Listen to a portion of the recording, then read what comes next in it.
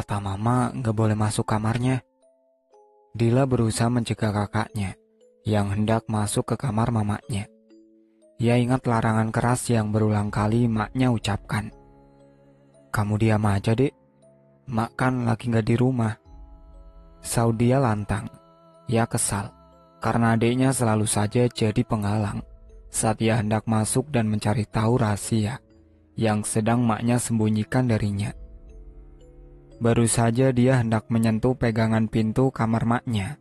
Tiba-tiba, "Mau apa kamu, Kak?" Jantung dia rasanya mau copot saat mendengar suara mamanya yang menggelegar tepat di belakangnya. Seketika itu juga dia berbalik dan melihat raut wajah maknya yang terlihat amat marah padanya. "Sudah mak bilang, jangan berani-berani masuk ke kamar mama, ngerti? Sekarang kalian masuk kamar." Bentak Diana yang lantas membuat kedua anaknya itu tunggang langgang menuju kamar mereka. Diana mengelus dadanya. Untung saja ia mendengarkan hatinya untuk segera pulang. Kalau ia telat sedikit saja, rahasianya bisa saja terbongkar. Dia tersentak saat mendengar suara desisan di halaman rumahnya. Hanya sekilas tapi mampu membuat rasa penasarannya membuncah. Hening, hanya terdengar dengkuran pelan adiknya. Dila yang sudah tertidur tak lama setelah mereka makan malam. Gadis remaja itu menjejakkan kakinya di lantai dan melangkah perlahan keluar kamarnya. Ia menghidupkan lampu ruang tengah. Pikirannya tak pernah lepas dari kamar mamanya. Perlahan ia menuju pintu kamar yang penuh rahasia baginya. Ternyata pintu tak dikunci. Dengan kaki gemeter dia masuk ke kamar maknya. Dan ia seperti mendengar benda yang terjatuh di dekatnya. Kakinya menyentuh benda itu. Matanya mengerjap di antara gelapnya kamar mak, saat tangannya merayap di dinding untuk mencari saklar lampu. Dan bertepatan dengan terangnya ruangan di kamar maknya, mata dia mengedar ke segala arah. Dan matanya tertumpu pada sesuatu. Matanya memicing, dan ia melihat benda seperti tubuh tak berkepala. Awalnya ia mengira itu manekin yang sengaja mak simpan di balik pintu. Namun ketika ia merunduk dan memperhatikan dengan seksama, melihat detail tubuh tanpa darah dengan bolongan tepat di tengah leher. Saat itu pula lah ia mendengar bunyi sesuatu di luar rumah. Tubuh dia bergetar hebat dengan peluh yang mengucur deras. Sekuat tenaga ia bertahan agar dirinya tak jatuh pingsan di tempat. Gadis itu berbalik dan berlari secepat kilat menuju kamarnya, menutupi tubuh dan wajahnya dengan selimut. Ia menggigil bukan karena kedinginan, tapi karena rasa takut yang merajai pikiran, hingga matanya susah terpejam. Gadis itu memasang telinga lebar-lebar. Jantungnya berdebar kencang saat ia mendengar derap langkah kaki mendekati kamarnya dan berhenti tepat di depan pintu. Dengan gigi berkemerutuk, dia menutup mulutnya kuat-kuat dengan kedua telapak tangan. Tangisnya berderai, membasahi kedua pipi mulus gadis yang beranjak dewasa. Ia tak menyangka, berkat rasa penasaran yang membuncah, ia bisa menyingkap tabir rahasia yang mati-matian ditutupi mamanya selama ini. Pantaslah hanya dengan beberapa waktu saja, mama jadi sangat cantik dan jadi kaya raya. Juga terjawablah semua pertanyaan selama ini. Mengapa ia dan adiknya tak boleh masuk ke kamar mama dan tidur bersama seperti dulu sebelum bapaknya menikah lagi dengan wanita muda pilihannya. "Dia, apa kau sudah tidur?" Suara keras bernada ancaman terdengar di luar, serak dan juga berat. Dia semakin ketakutan. Itu bukanlah suara mamanya yang biasa lembut dan bersahaja. Emaknya tak pernah berkata kasar dan membentak. Amat berbeda dengan sekarang. Apa ini akibat dari persekutuan dengan iblis? Tok tok tok. Gadis itu masih terdiam. Tak sepatah kata pun terucap di bibirnya. Tak berselang lama, ia dengar kembali derap langkah kaki menjauhi kamarnya. Perlahan ia melepas tangannya dan menghirup udara sebanyak-banyaknya. Dadanya terasa sakit dan sesak. Kejadian malam ini mampu membuat dunianya jungkir balik dalam waktu sekejap. Suara celotehan Dila yang terdengar nyaring di telinga membuat dia tersentak dan membuka matanya dengan terpaksa. "Kakak, cepat bangun." Dila dengan paksa menggoyang tubuh dia kuat, hingga gadis itu menggeliat karena merasa terganggu. "Apa, Dek?" Dia menjawab ketus. "Kak, anak bapak meninggal tadi malam, dan Tante Saras kritis," lapornya. "Apa?" Serta-merta gadis itu terduduk dengan mata yang melotot, seolah tak percaya dengan ucapan si adik yang terdengar tak masuk akal. "Iya kak, tadi bapak mampir ke sini, ngasih tahu mama." "Iya, adikmu benar. Anak Tante Saras meninggal pagi ini, kekurangan darah." Tiba-tiba saja terdengar suara mama menyela celotehan Dila. Dia bergeming menatap mamanya takut. Sepersekian detik, suasana mendadak hening. Emak menatap dia tajam, seolah menuntut kebenaran. Merasa berada dalam tekanan, dia menunduk, menghindari bersitatap dengan mata elang mamanya. "Dia, kau ke kamar mama tadi malam?" Ditembak dengan pertanyaan yang menyudutkan. Dia terdiam sejenak, tapi kemudian dengan bibir gemetar gadis itu menjawab, "Enggak, Mak. Dia tadi malam nyenyak tidur. Ini baru bangun." Diana manggut-manggut. "Bagus. Mama harap kalian bisa mama percaya. Jangan ada yang berani masuk ke kamar mama, apalagi waktu malam hari. Ngerti?" Iya, Mak," jawab dia dan Dila bersamaan. "Ada yang mau ikut mama lihat Tante Saras di rumah sakit?" ajak Diana. Dua bocah itu hanya menggeleng pelan. Diana hanya mengulas senyum tipis melihat penolakan kedua anaknya. "Mama pergi dulu. Itu mama tinggalin uang di atas kulkas untuk jajan dan makan." Setelah berucap, Diana melenggang pergi. Dia menatap adiknya sayu.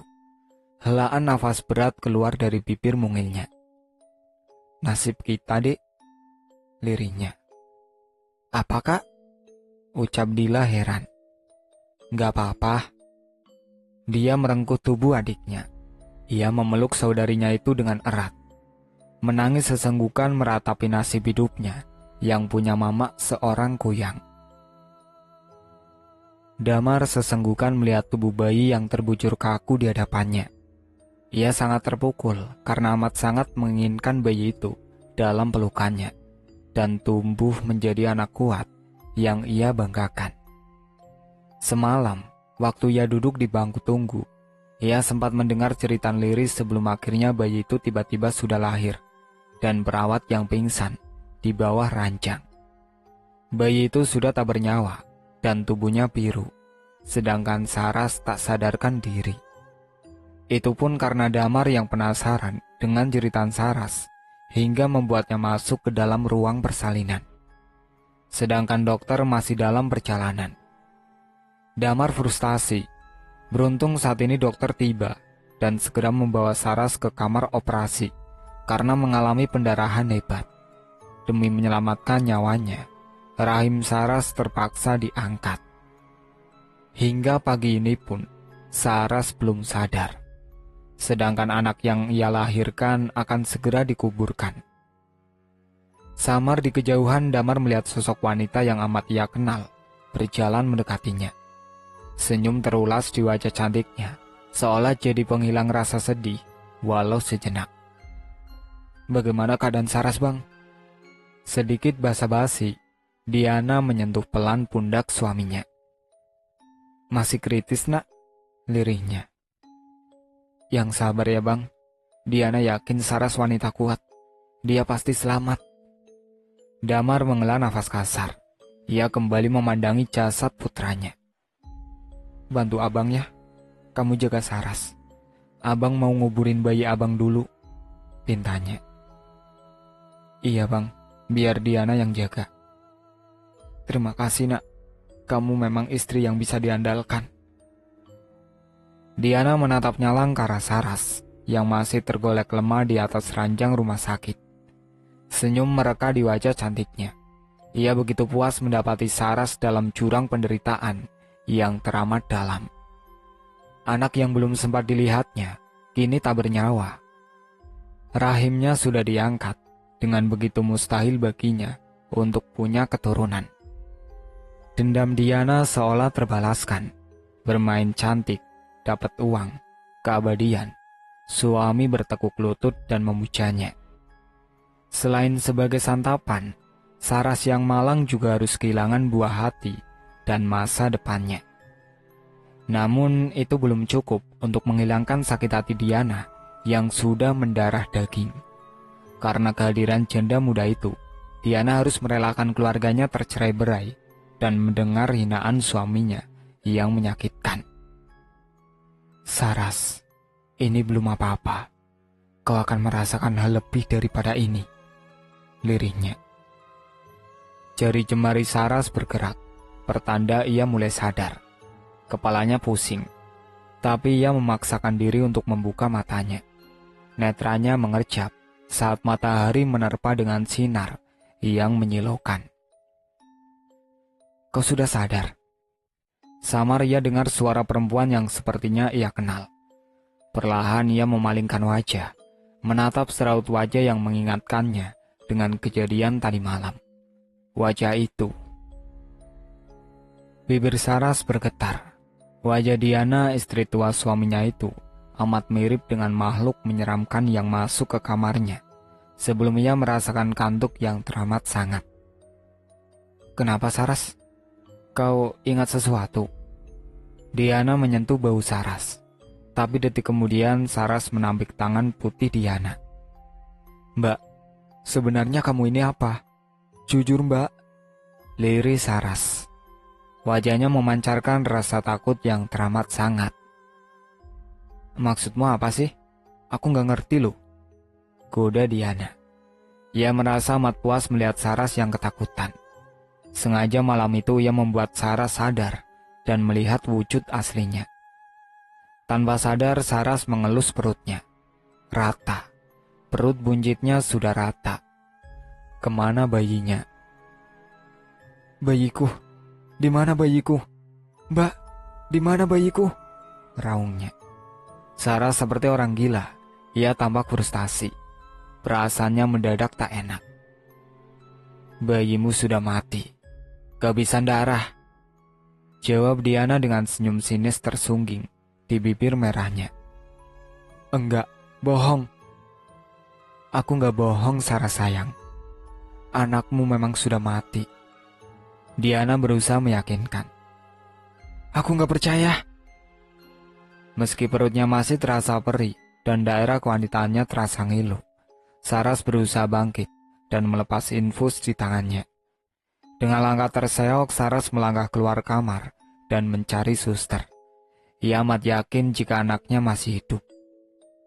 "Kau bodoh, Saras. Penderitaanmu akan segera datang. Bagaimana rasanya saat kamu mengambil suamiku dan membuat seorang istri hampir menjadi janda, serta 2 orang bocah yang kehilangan kasih sayang bapaknya." Diana melangkah anggun mengikuti Saras. Benar saja, saat ia keluar dari ruangan, ia dapati Saras sedang meraung di lantai. Ia begitu frustasi. Pada saat bersamaan, Diana melihat nanar seseorang yang datang dari ujung koridor rumah sakit. Saras yang histeris membuat para perawat kelimpungan, dan bau-membau membawa Saras masuk ke dalam kamar. "Ada apa nak?"